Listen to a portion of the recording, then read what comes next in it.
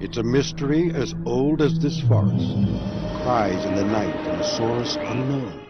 We've been able to compare this sound with the obvious animals that it might be. Images captured on film. He came out and looked me right in the eye from behind that bush.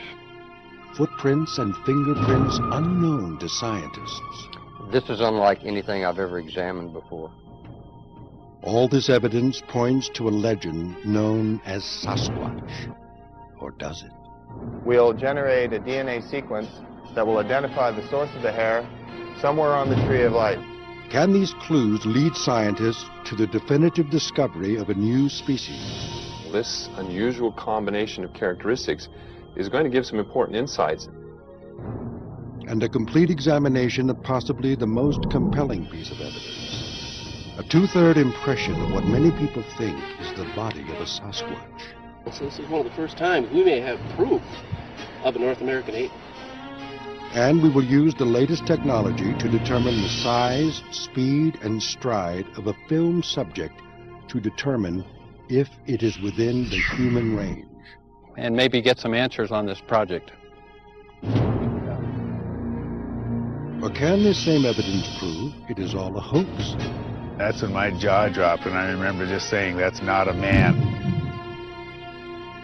For the first time, real scientists, professionals, and forensic experts will put the Sasquatch mystery under the microscope in Legend Meets Science.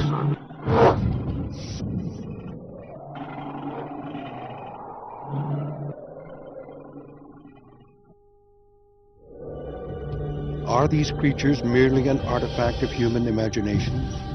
He was right behind that small pine tree, right? I'm freaked. Or a series of persistent hoaxes? Or a highly elusive, intelligent ape species that has avoided our grasp throughout our history? We will attempt to shed new light on this age-old mystery, and hopefully will crack the case.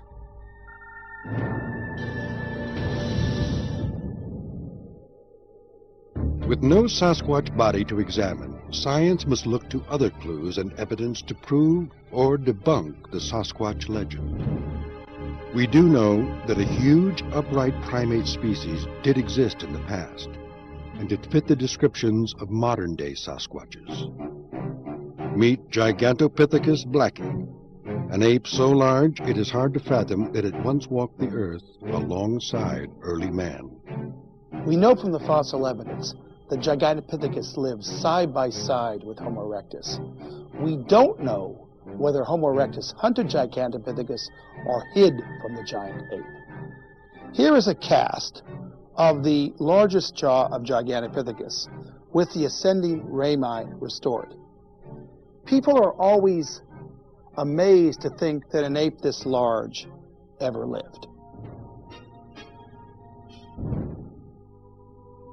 While scientists know of almost 2 million species of animals on Earth, some suspect there may be as many as 10 million they don't know about.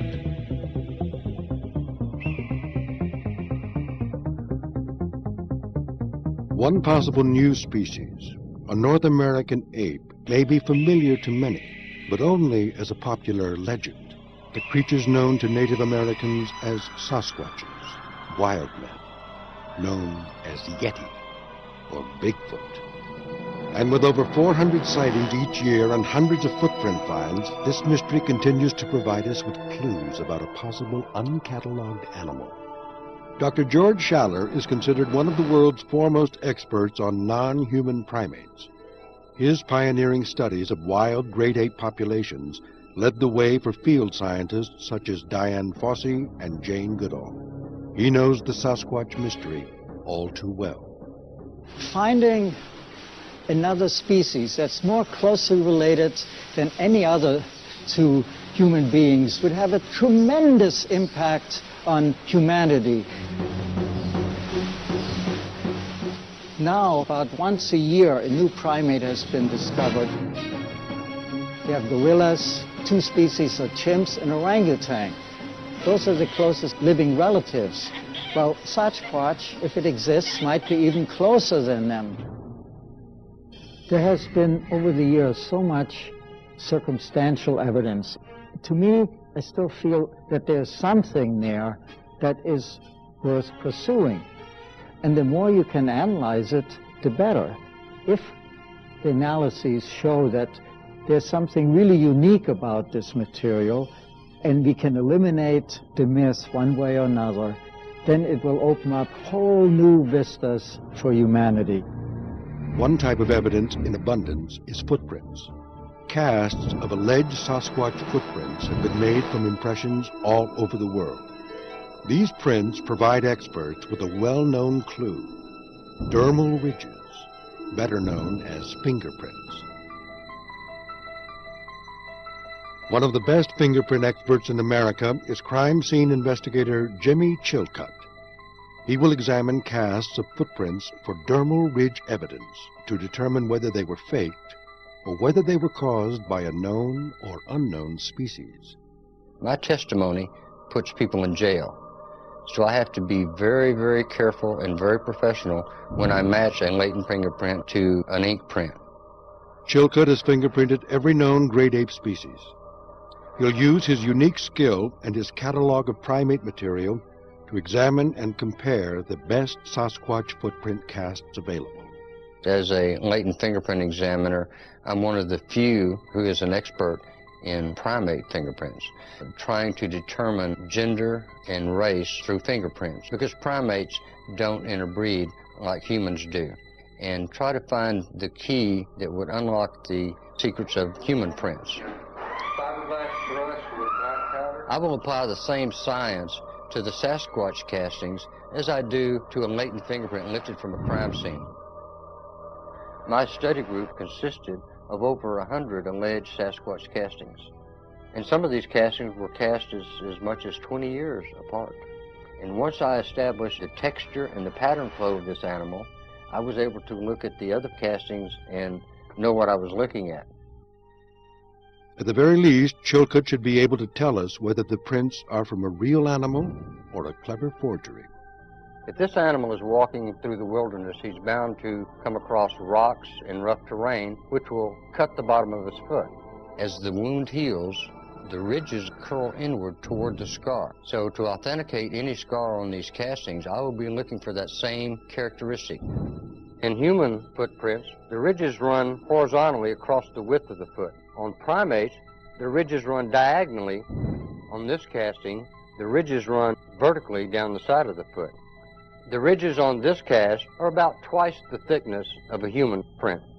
Now, these casts were cast 20 years apart and hundreds of miles apart, yet they have the same ridge texture and ridge flow pattern.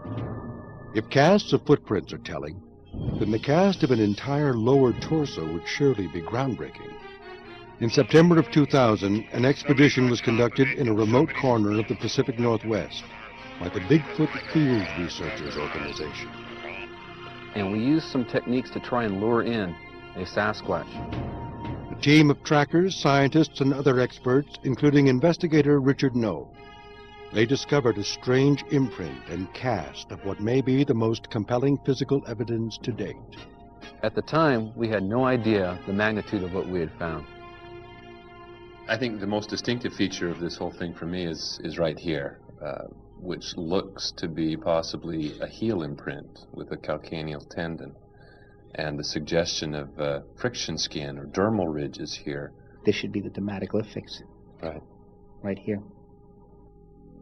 This extraordinary piece of evidence shows impressions from the body of a large animal and may also contain hair samples. The question for science: were these unusual large impressions created by a known or unknown species? Richard Knoll and the Bigfoot Field Researchers Organization wanted answers, so they sought the opinions of some prominent anthropologists. First and foremost, we need to get very accurate proportions. Dr. Jefri Meldrahm, a highly respected anthropologist from Idaho State University, led the initial probe of the evidence. I'm very interested, too, in the pattern of the hair flow on the various contact surfaces.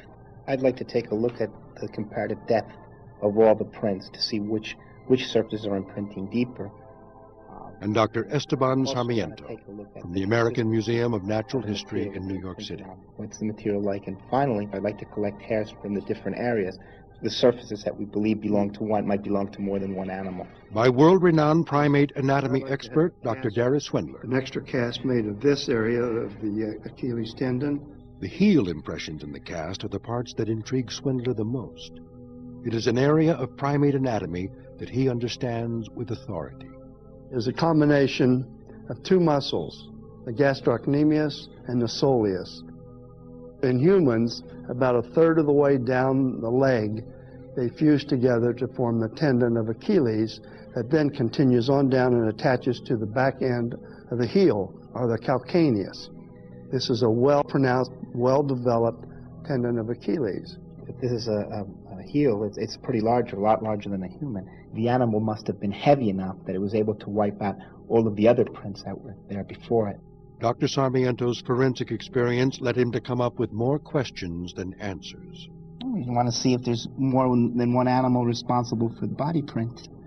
And the hair yields in comparison to hairs from known animals. They're definitely not human hair.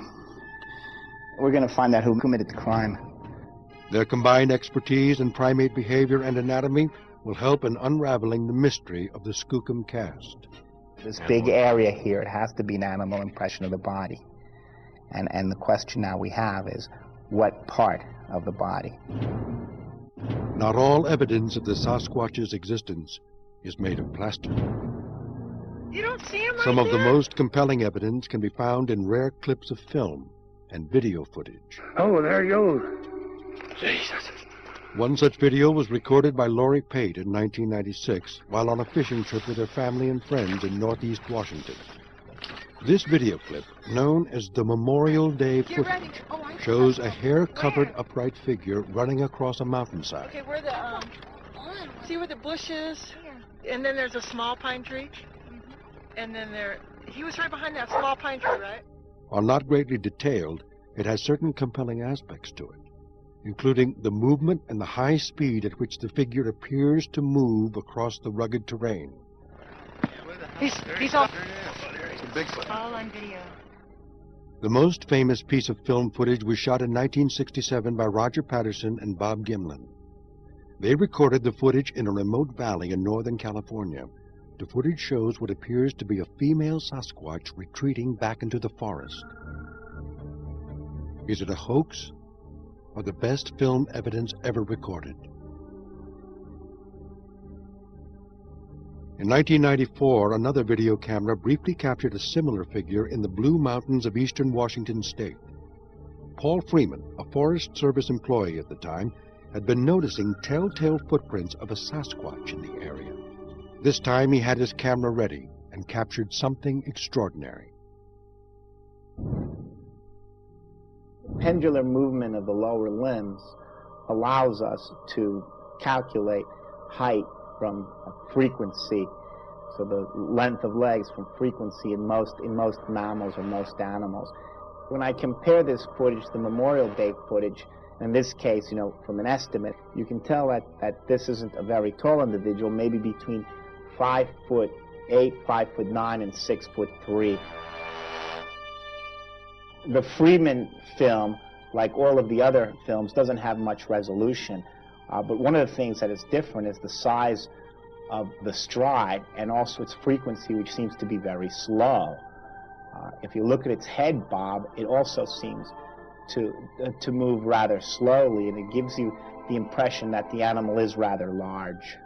I would have to sit on the fence, given the resolution. It's very difficult to prove, with certainty that this creature is real or is a man in a monkey suit. The detail just isn't there. Some experts are up to the challenge of digging deeper for answers about these alleged Sasquatch images. Recent advances in 3D modeling and animation provide new ways of viewing and studying subjects captured with moving images. About a couple weeks ago, I got some footage from Dr. Jefri Meldrahm that he had been studying recently. He said that he was noticing some interesting gaits here on the profile of the actual creature. The actual knees kind of do this circular motion. They kind of knock inward and then they kind of walleye outward. Ruben Steindorf of Vision Realm, an animator and expert in animating bone construction, is intrigued by this mystery. He is helping scientists reevaluate the Pатерсън footage to see if the stride and gait of the creature could even be accomplished by a man in a monkey suit. Instead of using regular kinematics as I would for the regular human anatomy, I'm actually using inverse kinematics so that I can recreate the alleged Sasquatch anatomy. If the joints actually move based on my inverse kinematics, then they actually make sense in the physical world. The next step is for Steindorf to carefully apply motion tracking to the figure, anchoring and locking the joints such as the knees and ankles. Trying to lock to several points inside the footage here so that when I actually recreate the gait that I'm seeing on the footage, I can actually match that gait and see if it's accurate. A time-consuming process, but one that may offer new clues as to the identity of the creature. A clue anxiously awaited by our biomechanics experts. Some of the most interesting evidence in clips of footage lies not in the film subject itself, but in the backgrounds in which they walk. Height, stride, bulk, and speed can all be measured by comparing the moving animal to fixed objects seen in the backgrounds. If we can compare the size of the rocks and the distance between the rocks to the size of the creature, we'll be able to make an accurate comparison and determine the creature's stride and height. The backgrounds of the Pатерсън and Freeman footage have changed dramatically over the years, due to encroaching forest growth or human activity. However, the site of the Memorial Day footage remains much as it did when the footage was recorded in 1996. Lori, grab the camcorder. What kind of man can run across the hill like that? Our goal is to determine if the creature is in fact moving at a rate of speed too fast for a human. That's not a man. Well, maybe it'll come back out. Looks like a Bigfoot to me. The Memorial Day footage was shot by Lori and Owen Pate as they vacationed in the Pacific Northwest. At first, they were unsure of what they saw. I think we were all in denial. What was it? We weren't even really sure what we had seen at that point. Owen told me to go get the movie camera. He told me that they had just seen a Bigfoot up on the hill, and I just turned the camera on and was taking a picture of it running across, and I just thought, wow. Tom Lyons, another witness, grabbed his binoculars and got a better look at the creature running across a steep valley at a speed that seemed inhuman. Okay, I saw it come out of the woods and start running across, and it was just far enough away where I wasn't quite sure what I was seeing, you know, only it was big and tall. I had my binoculars in the camper. I turned around, grabbed them, and put the binoculars on it, and I saw about the last 3 seconds of it walking into the timber, and that's when my jaw dropped, and I remember just saying, that's not a man. I could see the long hair coming off the bottom of the arm. That's what really caught my eye.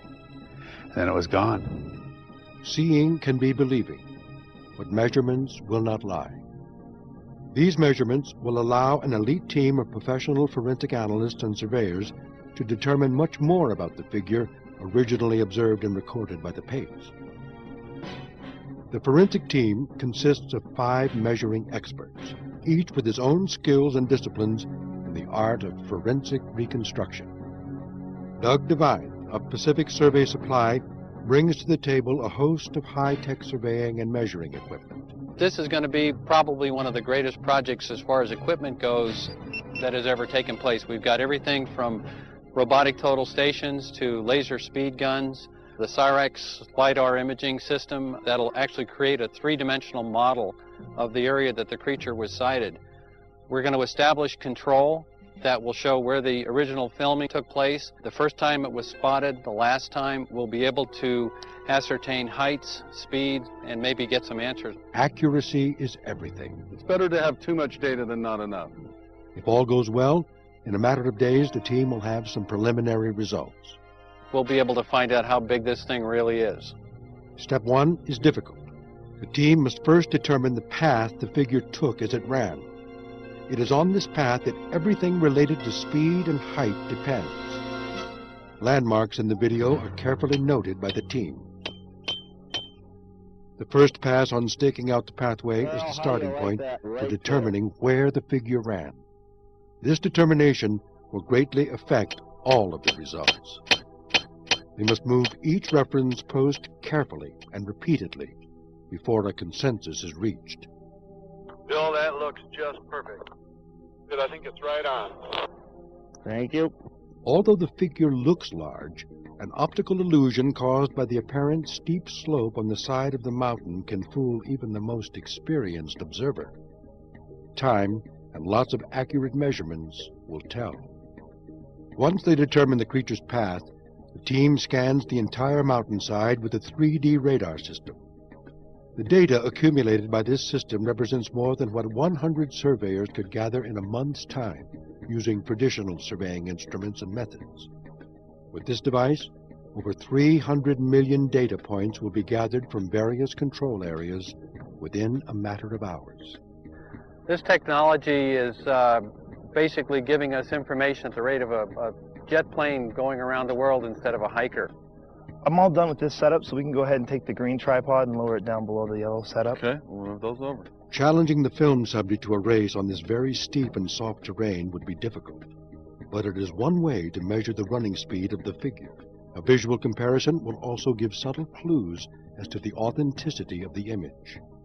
Add rocks, loose soil, and an abundance of Pacific diamondback rattlesnakes, and this race will prove to be downright dangerous.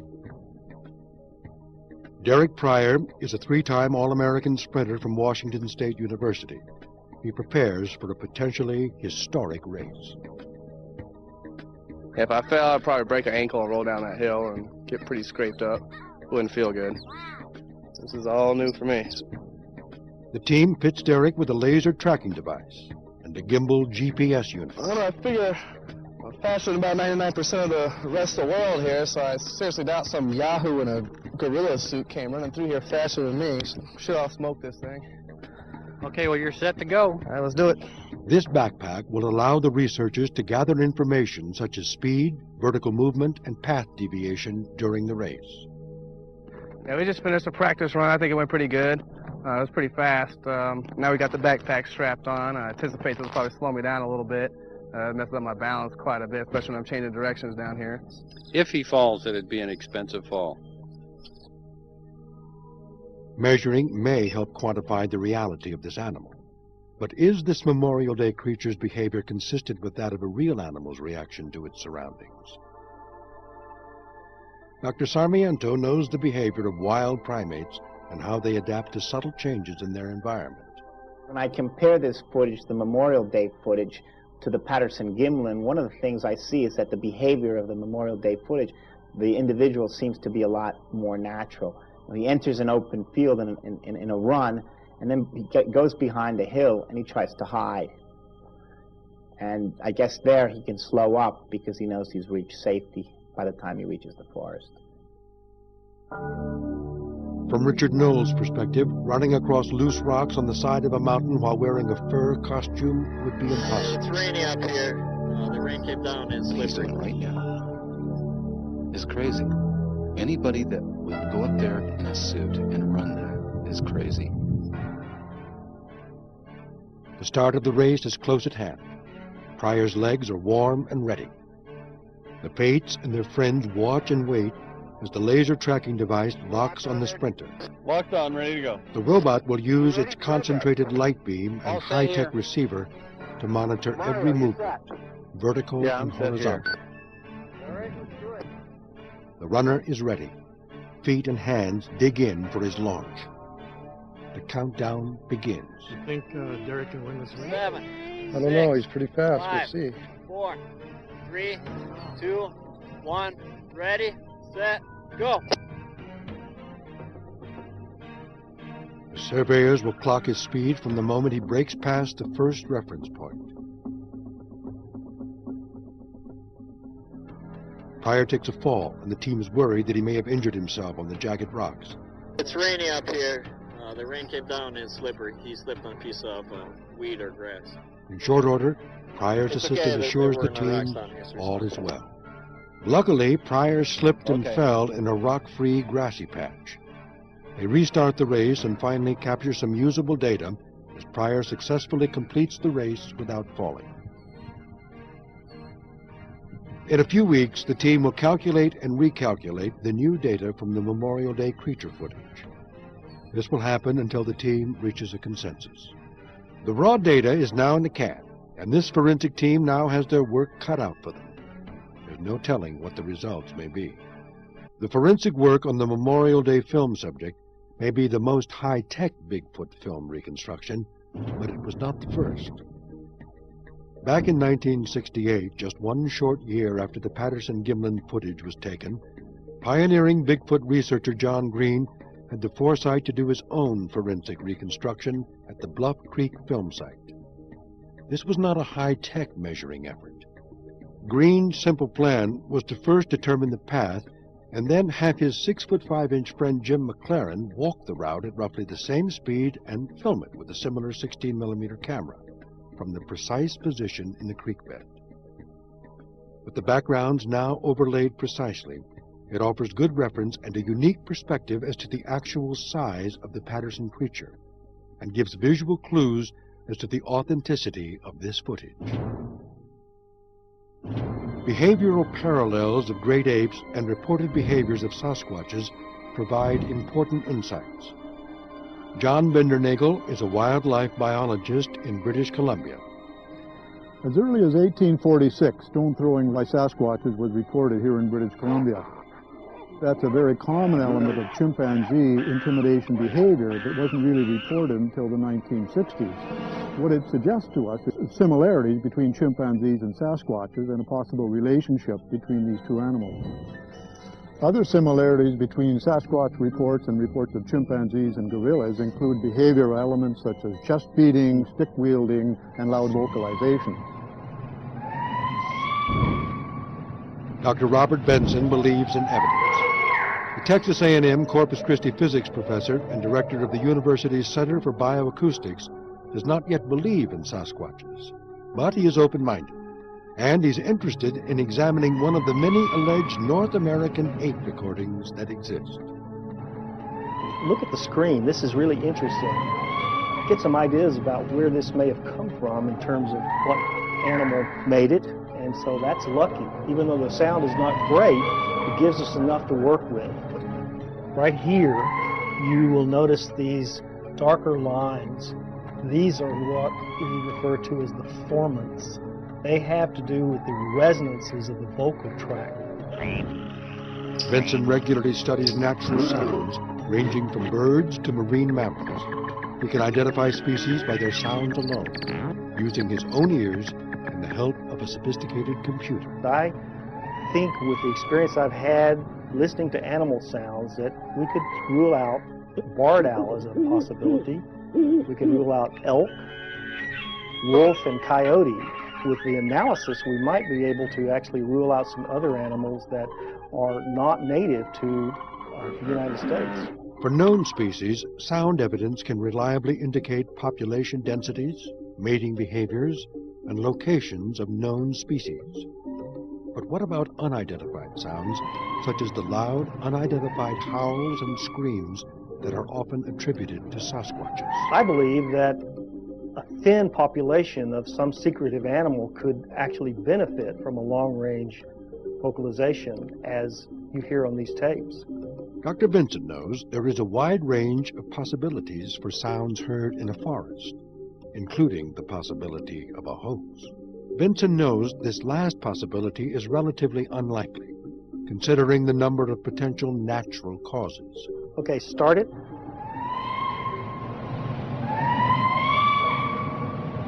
Stop. Enhance it. My first inclination listening to this recording is that it's similar to a woof, but it's more mechanical, like a siren.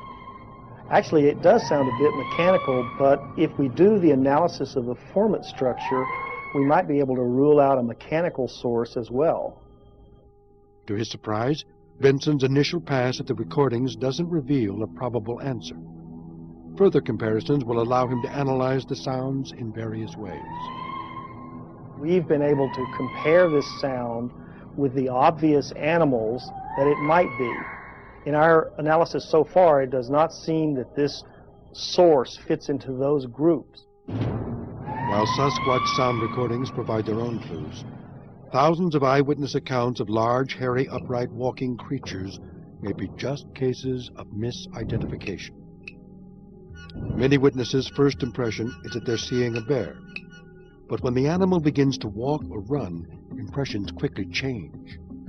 Is the two-legged gait and profile of a bear even comparable with the Sasquatch description? Bears are probably the most human-like of the North American mammals. They have basically the same musculature as a person. They have about the same skeleton, except they lack the collarbone. They can walk upright. They look like a slope-shouldered human, but they don't usually walk upright very far, only a few steps, unless they have severe injuries to their front legs. So if a person sees a broad-shouldered animal walking across the road on its hind legs, it's probably not a bear. Vertical and horizontal patterns and track stride also offer clues to potential misidentifications. It seems to me that the footprints constitute the largest and most consistent body of data bearing on this question, and as such they really deserve a concerted, systematic evaluation. In instances where we have successive footprints in a given trackway, I've been able to note flexion and extension of the toes, variation in toe position, and interaction of the foot with substrate under varying conditions. I'll also be looking for dynamic signatures that show this is a living footprint as opposed to something static. In this instance, we have the good fortune of a pair of tracks that are successive in a single trackway. And by comparing then the shapes and conformation of the toes, we can say a lot. For example, here, not only are the toe pads differing in dimensions, although clearly the same foot, even the toe spread is distinct from one footprint to the other. We're looking very closely at the surface of the footprint to see if there are any latent features, skin detail or skin ridge patterns that show up in the track. We'll be looking for landmark features that indicate the points of jointedness, where the foot bones articulate with one another and how they interact to form a functional unit. The overall appearance of the footprint can also be used to compare tracings from one location to another to see if there are repeat appearances of an identifiable individual. And this overall picture will help us to assess the function and compare that to models of human foot function as well as non-human primates and even fossil hominid tracks of early bipedal human ancestors. But what if an animal that left a set of alleged Sasquatch footprints was also filmed? Can the two pieces of evidence be linked together to mutually strengthen the case for authenticity? This exact scenario happened in 1967. Steindorf's 3D modeling of the figure in the Pedersen footage is now complete. The animation will be sent to Dr. Meldrahm in Idaho, enabling a first-time glimpse of the Pedersen creature from almost any point of view.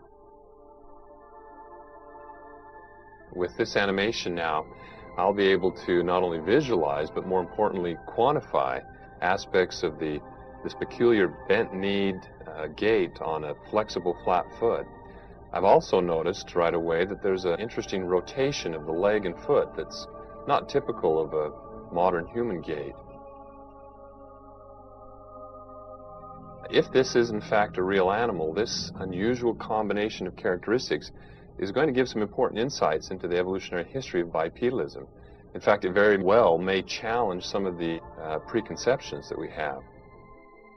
These features correlate, in fact, with the very types of adaptations that we would expect of a biped that's living in rugged, mountainous forests. Scientists often look for patterns in statistical data. Patterns in biological data form the basis for many scientific conclusions about organisms and populations. In the animal world, height, weight, and other measurable characteristics will tend to fall in a bell curve pattern when charted on a graph. Finding these patterns in the data from Sasquatch evidence can be a useful way to determine if the evidence points to a living, breeding population or a series of hoaxes. This is what interests Dr. Henner Fehrenbach, a retired scientist from the Oregon Regional Primate Research Center. I'm going to take the data for foot length as an example and represent them as a histogram. And now I have the raw data for the length of the foot and the width of the foot. I will combine these two into a ratio that will tell me how the width of the foot in relation to the length changes with increasing size of the animal, because we do have information on that particular aspect from human feet that get longer and narrower as they get bigger. Study of the shape of these histograms then will tell you whether either they came from totally fictitious data, in which case there's going to be no order to them, or whether they came from a living population, in which case the curve approximates a bell shape. While statistical data can be used to predict likelihoods, DNA evidence is considered a more exact science. DNA evidence is considered almost 100% conclusive in determining lineage or species identification. Dr. Craig Newton of BC Research in Vancouver, British Columbia, is an expert in mitochondrial sequencing. He is searching for the molecular goldmine, using evidence collected from 2 separate locations. The procedures for DNA extraction require thoroughness and patience. Every step must be performed flawlessly. These are the 3 samples that I received from the BFRO. These ones here are the hair samples that came from the Skookum cast. Over here is the apple slice that came from the bait at the Skookum site. And then we have a 3rd sample which corresponds to a stool that we wish to try to identify by DNA-based technologies. Any mistakes or contamination along the way will only yield useless results. Now I'm going to add the DNA extraction buffer to the hair sample.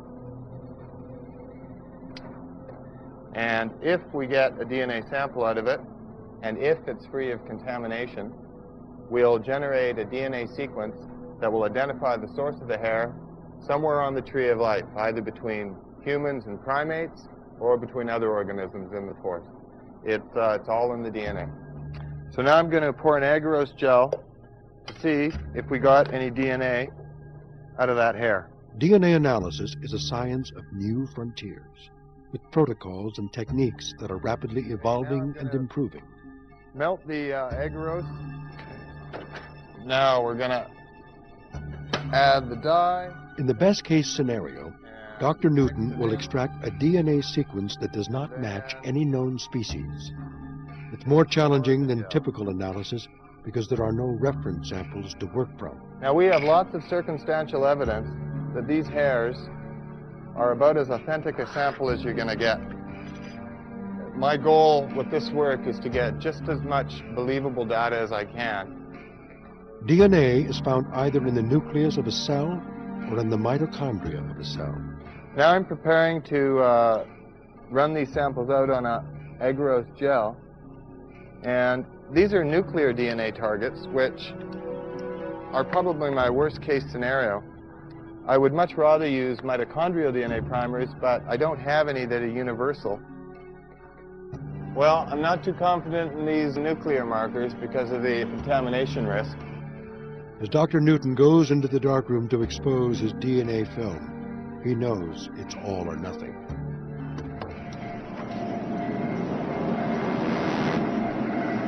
Let's see if we got anything. Oh, there we go. There's Skookum Cast 1 hair, Skookum Cast 2 hair. There's the stool sample. So it looks like we can go ahead and do some sequencing.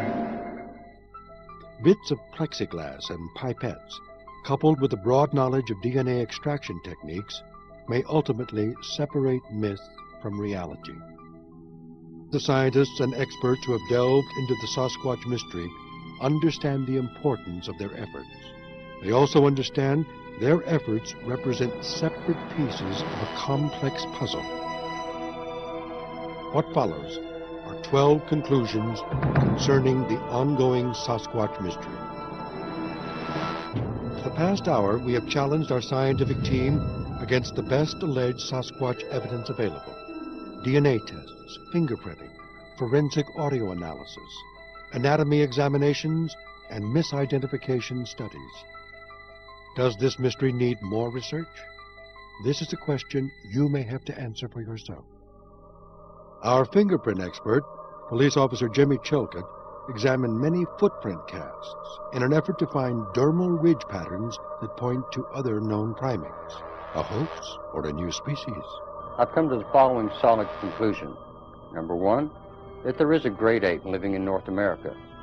Number two, that the friction ridges of this great ape are not human nor known primate.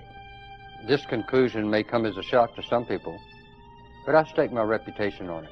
Dr. Benson, a biological audio specialist from Texas A&M, analyzed recordings of alleged Sasquatch vocalizations to determine if they were from known animals or from an unknown creature.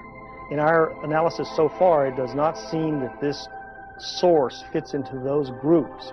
However, it does appear from the work we did comparing it to a human voice that it is probably primate, and that of course includes human as a possibility for the source. Dr. Henner Fehrenbach studies patterns in the wild. Fehrenbach created a statistical database of recorded measurements taken from years of Sasquatch footprint evidence. These patterns might indicate the likelihood of an unknown species living amongst us.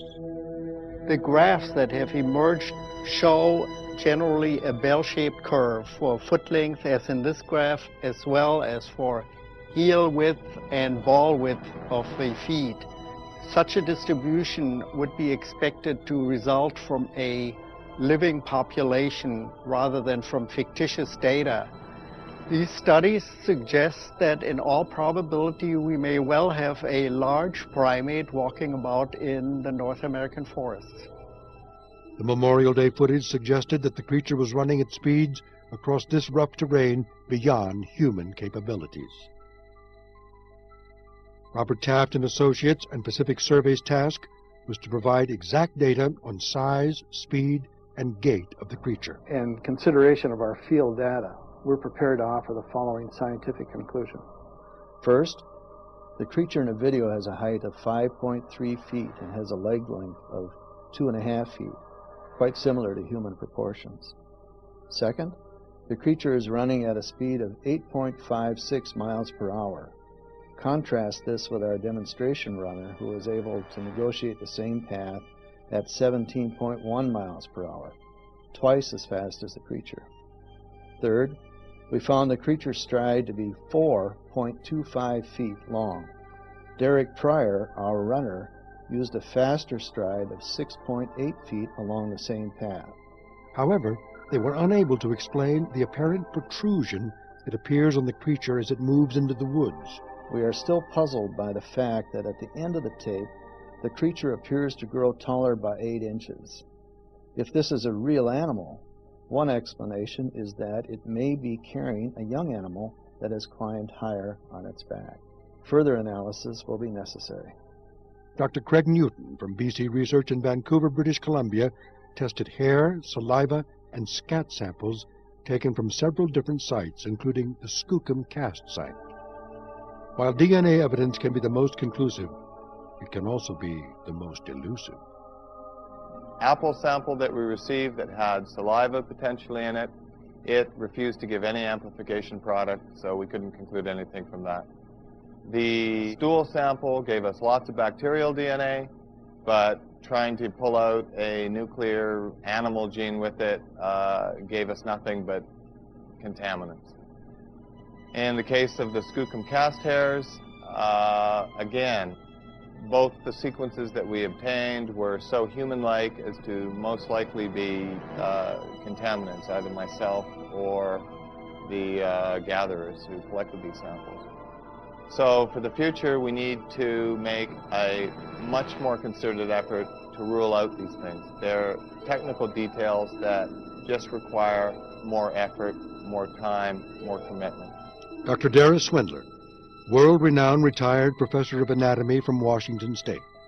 Dr. Sarmiento, an anatomy expert and primate behaviorist of the American Museum of Natural History, along with Dr. Jefri Meldrahm, a physical anthropologist from Idaho State University, and Andrew Nelson of the Center for Motion Analysis and Biomechanics, were given the tasks of evaluating anatomical evidence left behind by the Skookum body imprint, footprints, the Pатерсън-Гимлин footage, and its 3D motion track reconstruction. After analyzing the biomechanical issues of the Pатерсън footage, I find it very hard to believe that somebody in 1967 could have fabricated the intricacies as evidenced by the soft tissue irregularity that's seen on the upper leg. The study of biomechanics at that time was just far too primitive. The Skookum impression shows clear evidence of animal activity, deer, elk, coyotes, but some of the imprints don't seem to belong to any other animal in the area that we know of. Now, some of these imprints, especially the heel-like imprint, is quite deep. It must have belonged to a large animal of considerable weight. Of that body cast of an animal, I have isolated this material here, which is the lower leg. This is the heel, and this large bump here, this ridge, is the Achilles tendon that it goes from the leg down to and attaches to the heel, and it helps us elevate our foot when we're walking. So, in my opinion, the impression was not made by a deer, a bear, or an elk, or was it made artificially? The Skookum body cast is that of an unknown hominoid primate. I've weighed and considered the evidence for a North American ape based on the Skookum body imprint, based on the Pатерсън film, based on hundreds of examined footprints. And I've now reached a point where it seems more incredible to consider all of this a series of spurious hoaxes spanning decades, if not centuries, than it is to entertain the likelihood that a new species of higher order ape may exist and may soon join the ranks of the family of primates.